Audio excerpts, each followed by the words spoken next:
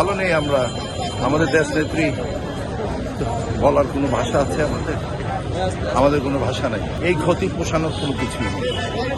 তিনি গণতন্ত্রের মাতা। এই দেশটা তিনি পৃথিবীতে রাজকীয় অবস্থায় সারা পৃথিবীতে থাকতে পারেন। এই দেশের সাধারণ মানুষের দলমত উচিত চিন্তা করে তিনি এই দেশ ছেড়ে যান না। আজকে আমাদের যে কষ্ট, আজকে এখান থেকে সারা বাংলাদেশের 200 বছর ইতিহাস না হয়।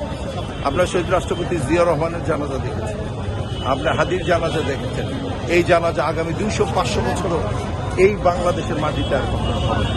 নেত্রীর জন্য দোয়া করবেন আমাদের গণতন্ত্রের মাতা, আল্লাহ যাতে ওনাকে ব্যবস্থা নসিব করেন। তিনি এই পৃথিবীতে একমাত্র নেত্রী, তিনি আপোষহীন। তিনি কারোর সাথে কখনো গণতন্ত্রের জন্য আপোষ করেন। এবং এই বয়সে 80 বছর বয়সে উনি জেল খেটেছেন। কত নির্মম, কত অত্যাচার করা হয়েছে তার উপরে। তারপরও উনি একদিনের জন্য এই দেশ ছেড়ে উনি যান। আজকে সেই প্রিয় নেত্রী আমাদের থেকে চলে গেছে। আমরা আল্লাহ গাফুরুর রহিমের কাছে আমরা দোয়া করি, হে আল্লাহ গাফুরুর রহিম, আমাদের প্রিয় নেত্রীকে আল্লাহ তুমি ব্যস্ত নসিব করো, আল্লাহকে ব্যস্ত নসিব করো, ব্যস্ত নসিব করো। সারা পৃথিবী ওনার জন্য দোয়া করছে, কারণ তিনি আপোষহীন।